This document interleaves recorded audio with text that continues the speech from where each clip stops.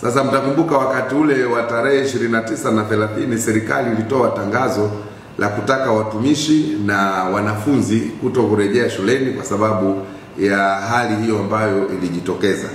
Kwa hiyo siku chache zijazo, yani tarehe 10 mwezi wa 11, wanafunzi wanatakiwa kufanya mtihani huo wa kitaifa. Na wanafunzi wa kidato cha 4 mtihani wa kuhitimu elimu yao ya sekondari wataanza mtihani huo tarehe 17 ya mwezi wa 11.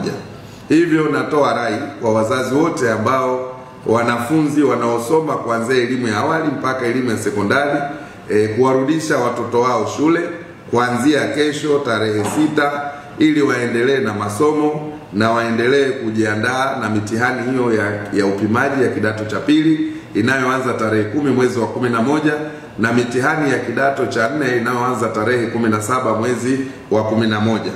Walimu wamesharejea mashuleni, maafisa elimu wote wamesharejea katika kazi zao, watumishi wa umma wamesharejea, na wananchi pia huduma mbalimbali za ofisi za serikali zimekwisha kurejea.